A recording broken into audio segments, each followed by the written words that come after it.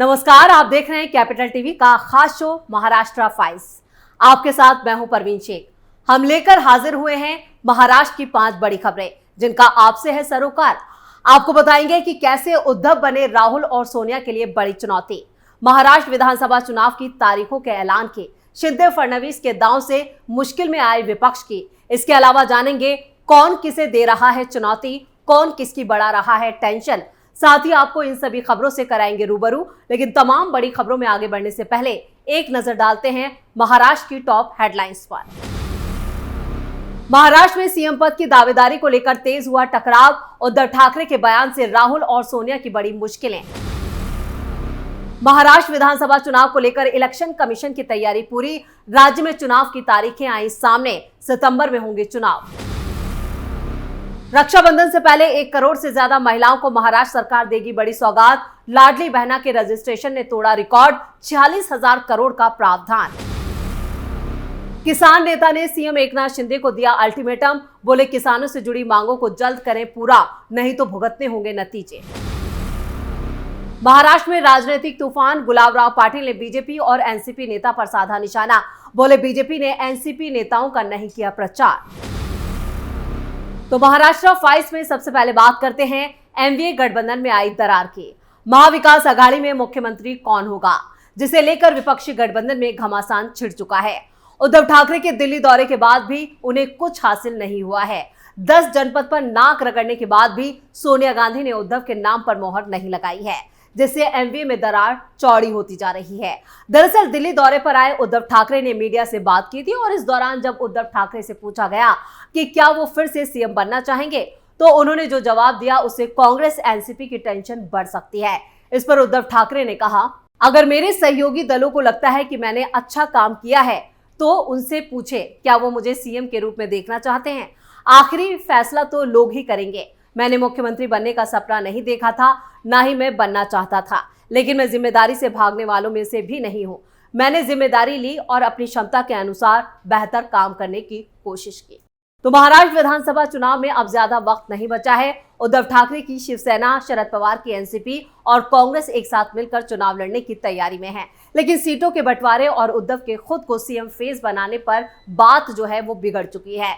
चुनाव जीतने के बाद सीएम कौन होगा, इस पर अभी कोई बात नहीं बन रही है। उधर सीटों पर चर्चा के लिए उद्धव ठाकरे दिल्ली दौरे पर भी जा चुके हैं। उन्होंने कांग्रेस अध्यक्ष मल्लिकार्जुन खड़गे, राहुल गांधी, कांग्रेस महासचिव केसी वेणुगोपाल के साथ इंडिया अलायंस के कई नेताओं से मुलाकात की। उन्होंने कहा कि महाराष्ट्र की जनता बदलाव चाहती है। राहुल गांधी ने कहा है कि एमवीए एकजुटता के साथ विधानसभा चुनाव लड़ेगा और जीतेगा। महाविकास आघाड़ी महाराष्ट्र विधानसभा चुनाव के लिए सीट बंटवारे को अगले महीने तक अंतिम रूप देना चाहती है। देखो, महाविकास आघाड़ी करके ही चेहरा सामने हम लोग लाएंगे और महाराष्ट्र में हमारा सबका दायित्व बनता है कि महाराष्ट्र के स्वाभिमान को बचाना। महाराष्ट्र में जो भ्रष्टाचारी सरकार है, उन्हें जिस तरह से शाहू फुले अम्बेडकर विचारधारा को कलंकित किया है, ऐसी जो महाभ्रष्ट महायुति की जो बीजेपी प्रणीत सरकार है, उसको सत्ता के बाहर निकालना, यही हमारा मकसद। लेकिन कहीं ऐसा ना हो कि उद्धव अपना रास्ता ही बदल ले। फिलहाल उद्धव सोनिया और राहुल गांधी के लिए बड़ी चुनौती बन चुके हैं, जबकि कांग्रेस चुनाव के बाद सीएम तय करने की बात पर जोर दे रही है, जिससे साफ है कि आने वाले वक्त में सीएम फेस को लेकर एमवीए में बगावत के आसार साफ साफ नजर आ रहे हैं। खबरों में आगे बढ़ते हैं और बात चुनाव आयोग की। चुनाव आयोग ने महाराष्ट्र में विधानसभा चुनावों की तैयारी पूरी कर ली है। माना जा रहा है कि चुनाव की तारीखों के ऐलान या औपचारिक घोषणा सितंबर में की जा सकती है। चुनाव आयोग की तरफ से वोटर लिस्ट ने रिवाइज करने से जुड़ी गतिविधियों को पूरा कर लिया है। आयोग ने इसके तहत आंकड़ों को इकट्ठा करने के लिए घर घर सर्वे, वोटर लिस्ट में जरूरी बदलाव करना और वोटर लिस्ट रिवाइज करना शामिल था। चुनाव आयोग ने 25 जून से 5 अगस्त के बीच इन सभी कामों को पूरा कर लिया है। इंटीग्रेटेड ड्राफ्ट रोल जो है वो 6 अगस्त को पब्लिश किया जा चुका है। साथ ही दावे और आपत्तियां दर्ज करने की जो तारीख थी वो 6 अगस्त से 20 अगस्त तक तय की गई है। चुनाव आयोग ने एक प्रेस रिलीज में कहा है कि दावों और आपत्तियों का निपटारा, डाटाबेस और अपडेट करना और प्रिंटिंग सप्लीमेंट्स का काम 29 अगस्त तक पूरा कर लिया जाएगा। वोटर लिस्ट को आखिरी बार 30 अगस्त को यहाँ पर जो है वो उसको फाइनल किया जाएगा और महाराष्ट्र विधानसभा का कार्यकाल 26 नवंबर को खत्म हो रहा है। ऐसे में जल्द ही चुनावों का बिगुल जो है वो इलेक्शन कमीशन फूंकने वाला है। खबरों में आगे बढ़ते हैं और बात एकनाथ शिंदे के बड़े दांव की। महाराष्ट्र में विधानसभा चुनावों को लेकर सियासी पारा चढ़ चुका है। महायुति सरकार की लाडली बहना योजना को जबरदस्त रिस्पांस मिल रहा है। अब तक इस योजना के तहत 1,27,00,000 महिलाओं के रजिस्ट्रेशन हो चुके हैं। इसी चीज को ध्यान में रखते हुए सरकार इन महिलाओं को रक्षाबंधन से पहले राखी गिफ्ट दे सकती है। इस योजना के तहत सरकार महिलाओं को 1,500 रुपए हर महीने देगी। महायुति सरकार लाडली बहना योजना का जमकर प्रचार कर रही है। एकनाथ शिंदे की माने तो अब तक पूरे महाराष्ट्र में करीब 1,27,00,000 बहनों का इस योजना के तहत रजिस्ट्रेशन हो चुका है। महायुति से जुड़े पार्टी नेताओं के मुताबिक मुख्यमंत्री लाडली बहना योजना के तहत आवेदनों की जांच और रजिस्ट्रेशन का काम युद्ध स्तर पर चल रहा है। सरकार रक्षाबंधन से पहले ज्यादा से ज्यादा महिलाओं को योजना में शामिल करने की कोशिश कर रही है। मुख्यमंत्री एकनाथ शिंदे के नेतृत्व में महिलाओं के लिए लाई गई मेरी लाडली बहना योजना राज्य की अब तक की सबसे लोकप्रिय कल्याणकारी योजना मानी जा रही है। महाराष्ट्र सरकार बहनों को हर महीने उनके सम्मान के लिए इसे एक उपहार के तौर पर देख रही है। महायुति के मुताबिक महाराष्ट्र में इस योजना को महिलाओं की तरफ से जबरदस्त रिस्पांस मिल रहा है। गठबंधन का कहना है कि इसकी वजह से विपक्ष डर गया है और विरोधी इस योजना की सिर्फ आलोचना कर रहे हैं। कोर्ट में इस योजना को रोकने की कोशिश की जा रही है, लेकिन इसमें महाराष्ट्र की बहनों की जीत हुई है और विपक्ष को आने वाले महाराष्ट्र के विधानसभा चुनावों में बहनों की इस योजना के विरोध वाले गुस्से का सामना करना पड़ेगा। दरअसल महाराष्ट्र सरकार ने लाडली बहना योजना शुरू की थी, जिसके तहत 21 से 60 साल की उम्र की आर्थिक रूप से वंचित महिलाओं को हर महीने 1,500 रुपए दिए जाएंगे। वित्त मंत्री अजित पवार ने इस पहल के लिए 46,000 करोड़ रुपए के प्रावधान की घोषणा की है। शिंदे के इस दांव से उद्धव भी दबाव में है।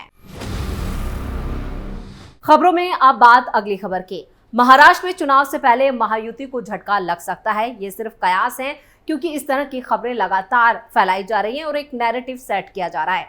एनडीए के सहयोगी दल प्रहार जनशक्ति पक्ष पार्टी के नेता बच्चू कंडू ने महायुति को अल्टीमेटम दिया है। उन्होंने कहा कि उनकी मांगे नहीं मानी गई तो कोई फैसला लिया जाएगा। प्रहार पार्टी के अध्यक्ष और विधायक बच्चू कंडू का कहना है कि मौजूदा सरकार में आम लोगों के लिए अच्छे दिन नहीं है। दिव्यांगों के लिए कोई सरकारी नीति नहीं है। युवाओं के लिए नीति तो है, लेकिन बजट नहीं। उनके हाथ में झंडा थमाती नजर आ रही है। उन्होंने आगे कहा कि महागठबंधन कामकाज से सहमत मैं नहीं हूं। अगर वो आम जनता से सहमत नहीं है तो हम भी सरकार से सहमत नहीं है। सरकार हमारी मांगों को मंजूर करे और फैसला ले, नहीं तो मैं अपना क्षेत्र तलाश करता हूं। बच्चू कंडू पहले भी शिंदे सरकार पर इस तरह का दबाव बनाने के लिए इस तरह के हथकंडे अपना चुके हैं, लेकिन उनके हथकंडे हर बार नाकाम हो जाते हैं। इस बार भी शिंदे और फडणवीस की तरफ से साफ है कि वो दबाव में नहीं आने वाले हैं। बच्चू कंडू को जो करना है वो कर सकते हैं। वैसे बच्चू कंडू की मांगे हैं कि स्वामीनाथन आयोग की सिफारिशों को फौरन मंजूर किया जाए। बुआई से लेकर कटाई तक सभी कार्य MRIGS या राज्य रोजगार गारंटी योजना के तहत किए जाने चाहिए। इसी तरह की और भी कई मांगों को लेकर कंडू की तरफ से दबाव बनाया जा रहा है। ऐसे में देखना होगा कि बच्चू कंडू को लेकर शिंदे और फडणवीस का क्या एक्शन होता है। महाराष्ट्र फाइल्स के आखिर में बात एक और बागी की।